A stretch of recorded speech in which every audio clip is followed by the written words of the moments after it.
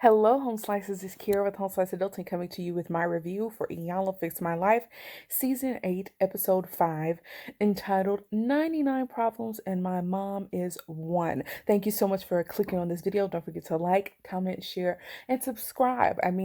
For the past few weeks, I have been quite consistent, okay? I'm about to finish up my MBA program, which has been a major limiting reagent when it comes to me doing my thing consistently on my YouTube channel. So now that I'm about to be free from the shackles of graduate school, I'm going to have more time on my hands and I'm going to be putting more content here. And if you like this video, you might as well subscribe now so that you can get reminders and whatnot. So subscribe to this channel if you enjoyed this video, and be sure to tell somebody, that you found me and that you like my content. So here we are. We are at episode 5 of season 8. Iyanla is going off of the air again, still very sad about it. So I'm trying to savor every little morsel and every little moment.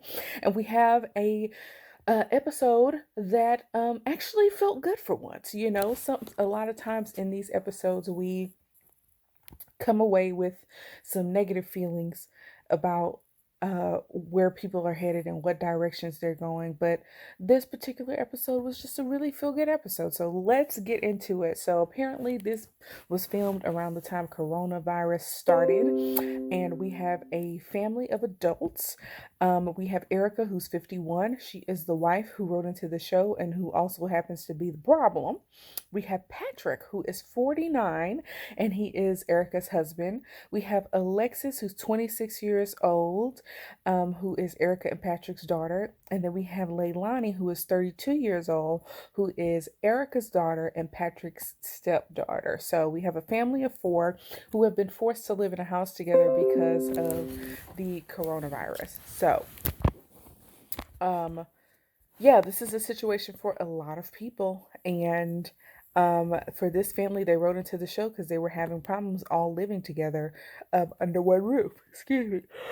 So we start off, we got the Soul Train scramble board, okay? And so the daughters couldn't figure it out, okay? Mind you, there was like 300 letters up on that board, and they were like, Iyanla, what the hell? What are we supposed to do? You got 300 letters up here. We can make 12 sentences. We don't know what this is. So Iyanla gave them a clue that it's about why you're here. And it ended up spelling out, we're afraid of mom's backlash. So they talked about why they moved back home. They say that their mom is very controlling, and Leilani and Alexis don't have a voice. They did breathalyzers because apparently there was, I guess when Erica wrote in, she mentioned some alcohol issues. So I'm guessing Iyanla was prepared and had production do breathalyzer tests on them. And Alexis, the 26-year-old, had a 0.22. That's almost 3 times the legal limit. And Iyanla started reading off the symptoms of a person who has a 0.22 blood alcohol content, and Alexis was fine. She is a functioning, a functioning alcoholic if she is blowing a 0.22 at 10:30 in the morning. She need to get help now. She's a young alcoholic. She need to get help ASAP, okay? Alexis does not seem to care about it, but she definitely got a drinking problem. Then we got Leilani, who's 32. She blew a 0.06. It's like, girl, have you seen Flight? She was used to be a flight attendant. And she almost at the limit. She almost can't drive. So where they do this at? Y'all, they must be really, really having some problems. And clearly they do. They have inherited them because their grandmother was an alcoholic and their grandfather was an alcoholic. So they inherited some habits, y'all. Anyways, that's something we find out later. So Iyanla says y'all are 2 Black women. Y'all can't afford to just be drifting through life like this, okay? So Iyanla asked them, what has your mom taught you about being a woman? I think Leilani said, well, she taught us to be strong. And Iyanla was like, oh, be strong with everybody except her. And they were like, yeah, pretty much. She's the exception to the rule. So moving on, Dad comes in. He has a Soul Train scramble too. And he couldn't figure it out But what it reads is, I am here because of my wife. Apparently, Erica, as the wife and mother of the rest of these people, has stolen their voice and their choice. And he has softened up as a result of some counseling sessions. He was in the military, and apparently the way he was in the military was the same way he was at home, and his wife wanted to do counseling sessions and needed him to soften up, and he softened all the way up, baby, like talcum powder, soft. Okay. Later on, he says he overcorrected, and that's absolutely right. So next we got Erica showing up. She ends up figuring out her puzzle because it's the simplest one. It says, I am the problem. She figured out her puzzle, but she was puzzled when she figured it out. Get it? Okay. Because she didn't understand that is why they were there. She's in denial, okay? So we have Erica and Iyanla by themselves. So she says, well, Patrick was tired and depressed, and we're just roommates now. Erica said that she had her mother. Her mother, who we later found out was an alcoholic through Erica's childhood, had dementia and had moved in with them around the time that Patrick retired, which was supposed to be this golden age of their lives where they get to go out and do things and enjoy this retired life. But instead of doing that, she had to care for her mother, who she obviously had resentment for.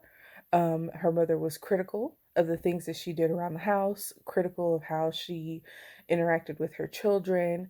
And immediately I was like, the apple obviously doesn't fall far from the tree. Like we got one little pathology. Y'all hasn't said pathology in a long time. She retired that word, but it's some pathology, okay, coming down through the family tree.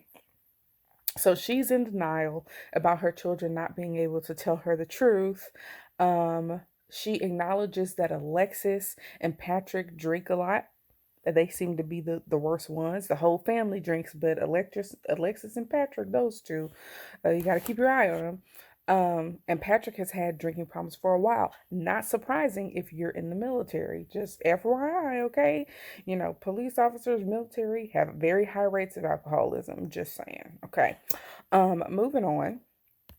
Apparently, Erica views her marriage as a ghost town. She rated it as a 3 out of 5 and says that they just in it. They just in it. We're here. We're married. We live in the same house. That's about it. Okay. Moving on, we got Patrick and Iyanla Vanzant. And Patrick is, if their marriage is a ghost town, he is the ghost.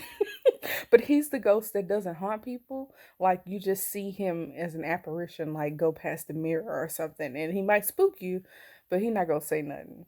You know, he's just gonna float away. He's not present, basically. So anyway, he rated his marriage as a 4. That's how not present he is. His wife called him a roommate, and he's like, oh.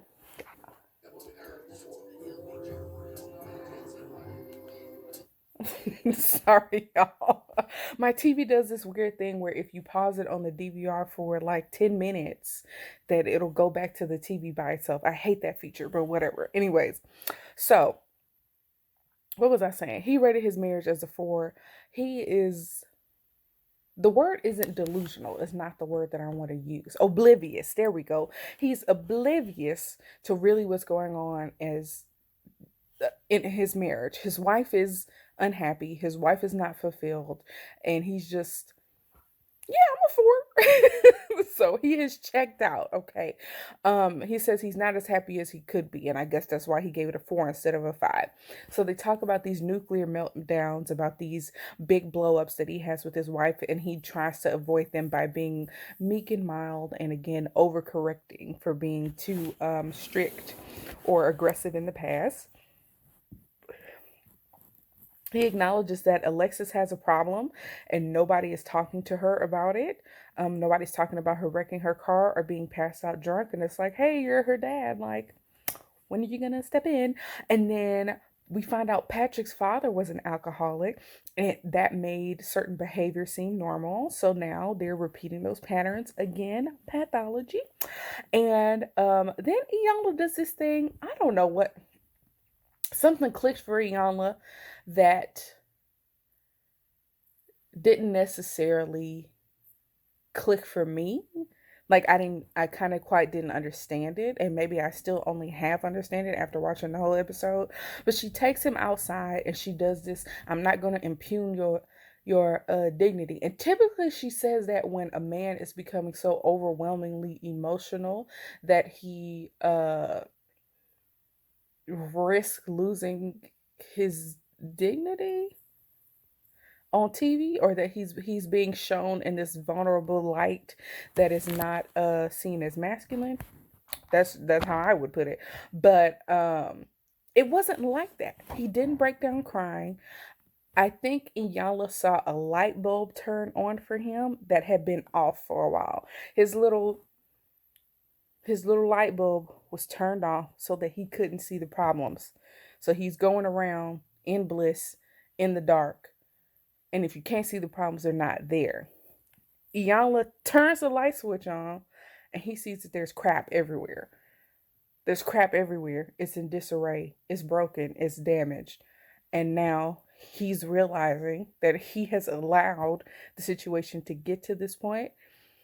And so Iyanla tells him, now that I've turned the light on for you, I need you to go back to the hotel. I need you to do some soul searching and don't come back unless you're ready to do the work to fix what you've allowed to get this broken.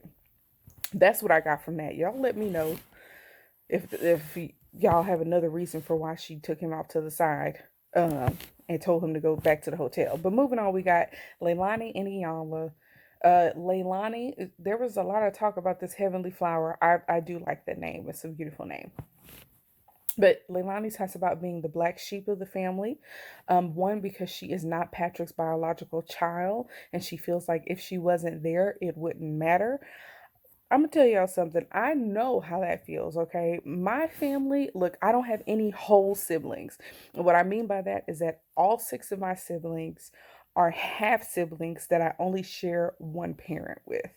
So I do have other siblings who are technically whole siblings who got to grow up in a two-parent household with their parents.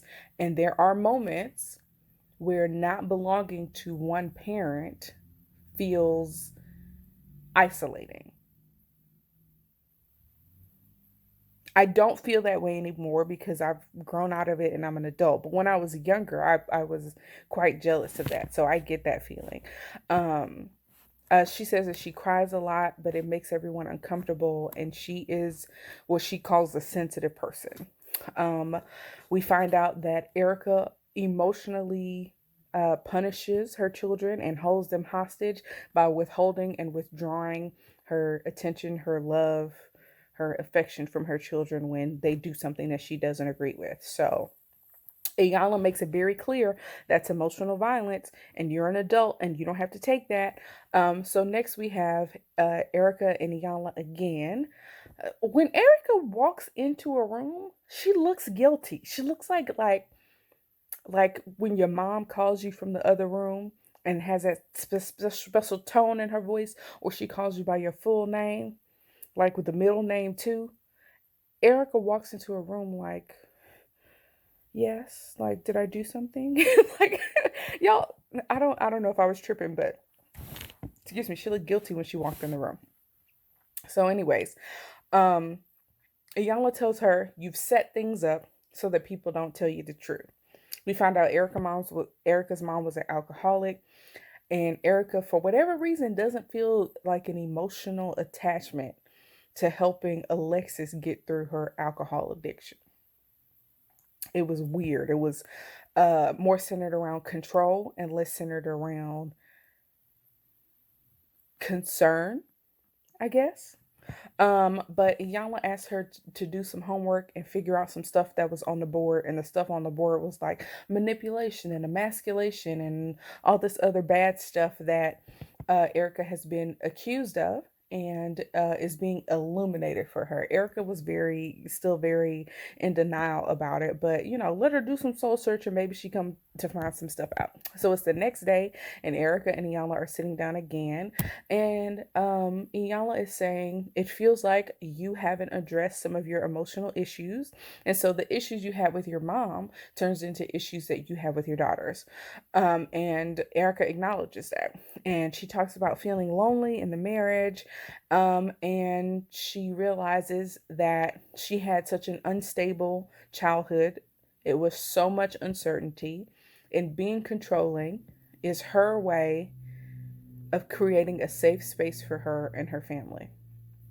And I 100% understand that. Um, for me, growing up, my mother was very protective of us because people were not protective of her when she was a child. And it felt like smothering sometimes.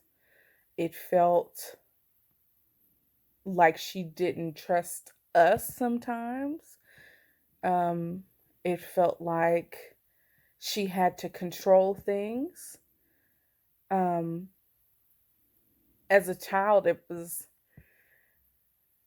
a child, I did not appreciate it. And as an adult now, I understand more of what my mom went through. I understand the lack of care that she experienced. And her way of caring for us was protecting us. And in a way, she may have overcorrected a little bit.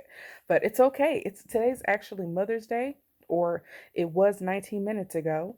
And I do love my mother, and I do know that she did the very best she could, and she did a darn good job. Um, so, I applaud her. It's always great when somebody can make something out of nothing. So, if someone can take a situation that they were in and turn it around and do something better and build upon a foundation that had a ton of cracks in it. So, my mother took what she had as her childhood experience and turned it into a good childhood experience for her for four children. So, she did the best she could. So, if you are a mom, happy Mother's Day to you. Whether you are a mom of human children, of four-legged children, or some other pets, if you are a plant mama, a happy Mother's Day, okay? So, moving on. Anyways, we're at tea time. What is up with Iyanla and tea time this season? She's had tea time like every episode so far. What is up with tea time? I don't know. I don't get it. It's every episode, okay? We get it. Like, we can do something else. It don't have to be tea time. It can be happy hour. No, happy hour wouldn't have been appropriate. You cannot have happy hour with a family of alcoholics. That was a joke, and it just went too far. But anyways, moving on. So now we have tea time, and we have Iyanla sitting with Leilani and Erica. And Leilani says, I'm a woman, and you need to treat me as such. And basically, Iyanla was like, you need to give your adult daughter permission to check you when you are out of line. And Erica did it gladly. So there was also this talk about Leilani viewing being sensitive as a curse. And Iyanla was saying Leilani's probably an empath, and she feels what the rest of you all don't even have the emotional courage or knowledge to even recognize or verbalize. And I thought that was really interesting. I am a very sensitive person. I am definitely an empath, and I get that.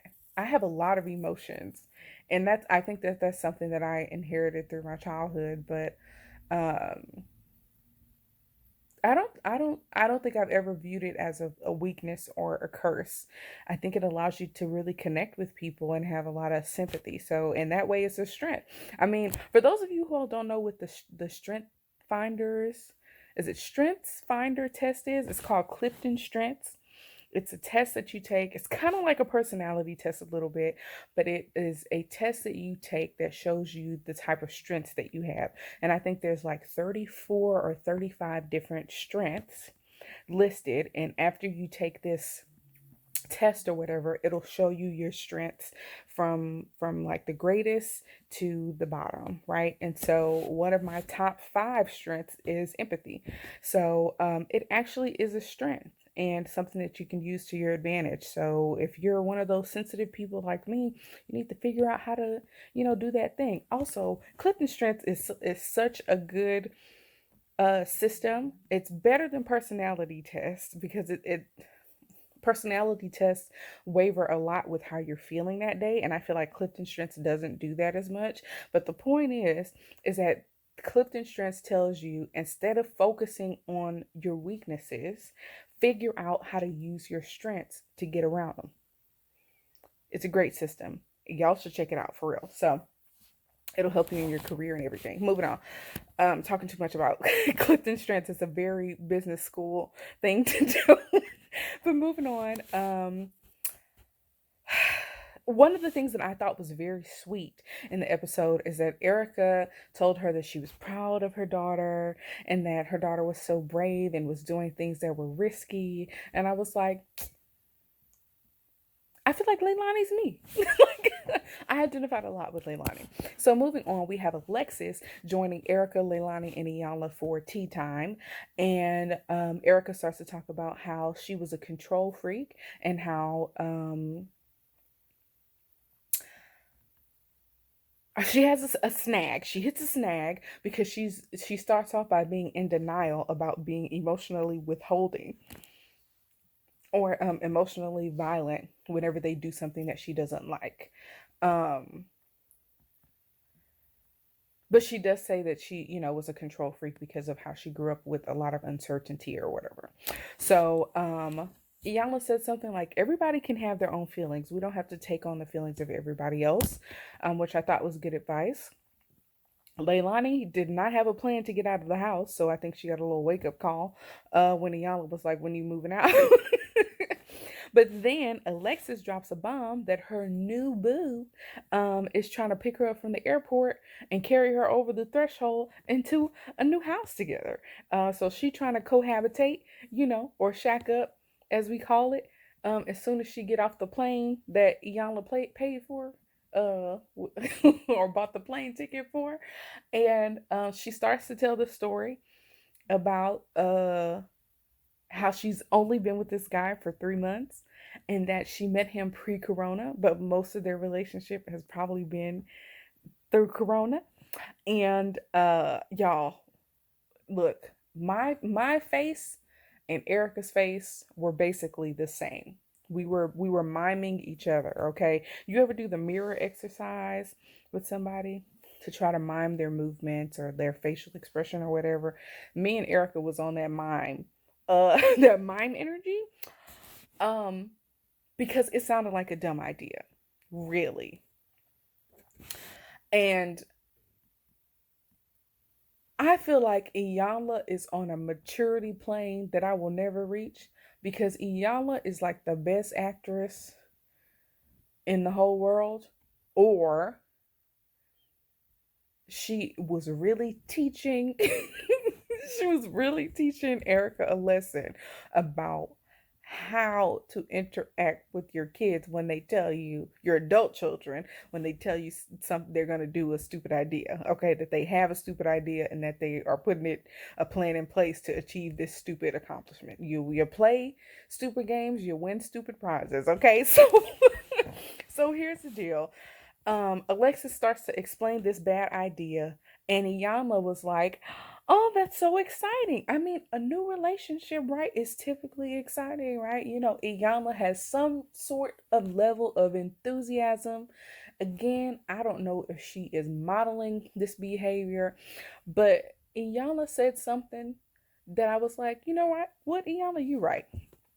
Iyanla says, your daughter's happy. So that was one thing I was like, okay, you right. But then Iyanla said another thing. Alexis is 26.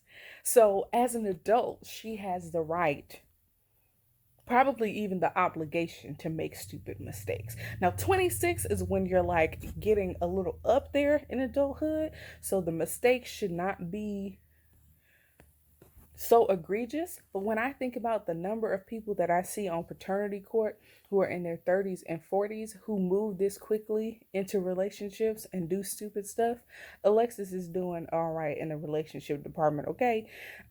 This is bad, but it could be worse, okay? So, anyways, I agree with Erica's sentiment that this is stupid, okay? But I don't necessarily agree with her showing on her face that, girl, this is a bad idea, okay? Um, and this is a clear piece of evidence. This is exhibit A, that she sets things up so that her kids don't tell her the truth. So here's what I can gather about Alexis's situation. And this is all speculation, so take it with a grain of salt. So moving in with somebody who you are 3 months into a corona relationship with is a bad idea for a number of reasons. And here's my thoughts, okay? So number one, Alexis is eager to move out of her mom's house. So she's not thinking straight, okay? She's so eager to get out of a situation that she don't want to be in that she will take the first ticket out, even if that ticket is on a Greyhound. Okay. Next, Alexis has found some semblance of a more functional family with her new boo's family. So now she finds herself in, oh, I can have a replacement family and they don't criticize me or make me walk on eggshells. Cool. So again, she on the ticket, she on a Greyhound. Okay. Number three, Alexis is an alcoholic who hasn't had an opportunity to show her new boo or his family who she really is. She's going to fall out of favor quickly with them if they are as functional as she thinks they are. If they're dysfunctional, she might just fit right in. But when you have a corona relationship, ain't no way you show people who you really are. She is an alcoholic.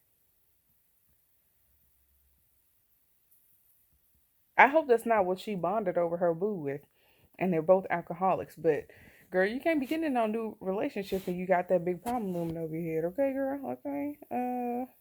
Something's wrong. Beep beep beep. A red alert. Red alert. So I think Erica's mommy antennas are correct. Oh, this is a bad idea. This is a bad idea. But on the other hand, Alexis is going to make mistakes. And if Erica wants to be in the know and be a part of her daughter's life, she has to figure out a way to unleash the reins. Okay, so yeah, Iyanla tells her that her daughter is an adult and her daughter is happy and that she needs to relinquish control. And it's like, girl, you know how many people who have kids under 18 that are holding their breath for their kids to get up out their house, and you holding on to a 26-year-old? Girl, you better relinquish control. But anyway, so I think it's a tough lesson. I think it's a very hard lesson. Okay, um, because my initial reaction is like, girl, after 3 months, what is wrong with you? I would have had the same reaction just personally. So moving on, we have Iyanla and Patrick. Patrick came back. He said he has some realizations. Like I mentioned earlier, he said he overcorrected for the things he did in his past. Iyanla said you're leading from behind and addressing problems after they already happened, and you are being dragged around. You're being dragged to therapy, and that's why you go to therapy instead of leading the family to therapy, because you know y'all all got drinking problems. Okay. He don't know when he stopped enjoying his wife as a lover and his confidant, but Iyanla says one of her catchphrases, you gotta tell the rotten gut, flat-footed truth to your wife, okay? So that's a terrible Iyanla impersonation, but moving on. Next, we got Erica and Patrick, husband and wife, working some things out. She said that she learned about being controlling and that she don't know how to parent adults. He says that he learned he was leading from behind and that he wasn't present in the relationship. Iyanla acknowledged and let them know that they were emotionally abusing each other by withdrawing and withholding. Um, Erica was like, I miss how you make me feel. Make me feel good. That's from Monsters Ball. Okay, moving on. So, she was like, "I want you to step up and lead. I've been feeling lonely. I miss having fun with you." And then Iyanla pops in like the little angel on her shoulder, and she's like, "Make sure you tell him to check you when you get out of line, or when you're out of order." And so they give each other permission to check each other when they're out of order. They do a little family meeting at the end. Nothing really happens there, but this was a feel good episode. All of the post credit things, everybody was doing pretty good. We got old girl Leilani was looking for a job. Um, Ashley, no, Alexis. Alexis moved into her boyfriend's house, and apparently they're doing fine. They stopped drinking as much. Patrick started exercising. I don't know what I think that is exercising his replacement for alcohol. It's a really good replacement, but don't trade one addiction for another. Okay, you can't be addicted to exercise. Okay. Anyways, that's it, y'all. I enjoyed this review. I don't know what's going on with my energy tonight, y'all. It is after midnight. Okay, so maybe I'm delirious, but my energy is just kind of up there today. I hope you all enjoyed this episode. I enjoyed doing it. This was a feel good episode of Iyanla. I learned some things, okay, and I hope you did too. So don't forget to like, comment, share, and subscribe. And peace out, home slices.